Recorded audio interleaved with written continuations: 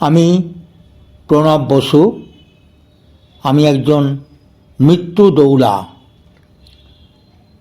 জন্মালে মরিতে হবে, নেই কোনো বিতর্ক।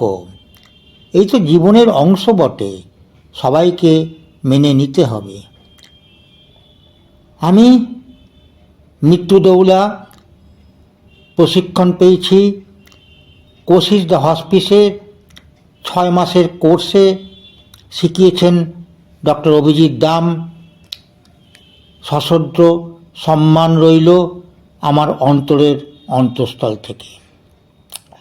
আমরা প্রত্যেকে ভগবানের কাছে প্রার্থনা করি যাতে শান্তিপূর্ণভাবে যন্ত্রণামুক্ত হয়ে সসম্মানে আমরা মৃত্যুকে বরণ করতে পারি।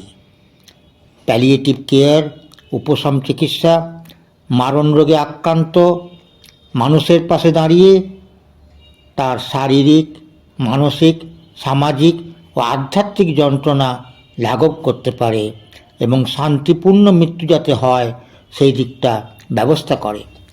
এছাড়া সমাজের বৃদ্ধ বৃদ্ধাগণের একাকিত্বের কষ্ট, সাথে রয়েছে বয়সজনিত বিভিন্ন রোগের আগমন। এনাদের বাড়িতে গিয়ে একটু সৎসঙ্গ দেওয়া ও একটি মধুর সম্পর্ক স্থাপন করাই প্যালিয়েটিভ কেয়ারের উদ্দেশ্য। কীভাবে আমরা ভালো থাকব গুণগত বিচারে, এটাই প্যালিয়েটিভ কেয়ারের মূল মন্ত্র।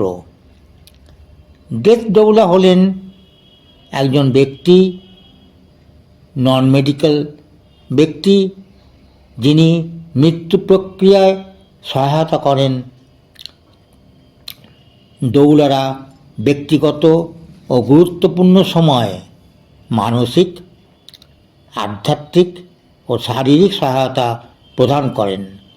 এছাড়াও প্রিয়জনকে গাইড এবং সমর্থন করে জীবনের শেষ দিনগুলির মধ্যে দিয়ে এবং তার প্রাথমিক পর্যায়ে শোকের কষ্ট লাঘব করেন।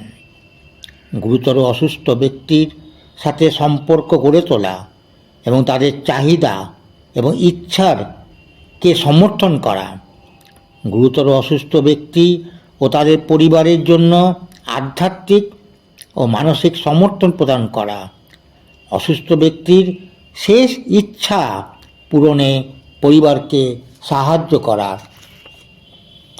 এটাই মৃত্যু দৌলার প্রধান কার্যাবলী। মৃত্যু দৌলা হওয়ার জন্য একজন ব্যক্তির কেবল এটি করার আগ্রহ থাকা দরকার। এখানে 3 জন বিশিষ্ট লেখকের, কবির উক্তি আমি পড়ে শোনাচ্ছি। 1, ভীরুরা মরার আগে বারে বারে মরে, সাহসীরা মৃত্যুর স্বাদ একবারই গ্রহণ করে। লিখেছেন উইলিয়াম শেক্সপিয়ার। 2, জন্ম হওয়া যতটা স্বাভাবিক, মৃত্যু ততটাই স্বাভাবিক। লিখেছেন ফ্রান্সিস বেকন। 3, মৃত্যু মানে আলো নেভানো নয়, এটি কেবল প্রদীপ জ্বালিয়ে দেওয়া, কারণ ভোর হয়েছে। লিখেছেন বিশ্বকবি রবীন্দ্রনাথ ঠাকুর। প্রয়োজনে আমাকে ডাকুন, আমায় ডাকলে আমি পাশে গিয়ে দাঁড়াবো, সহায়তা করব। আমার সঙ্গে যোগাযোগ করুন।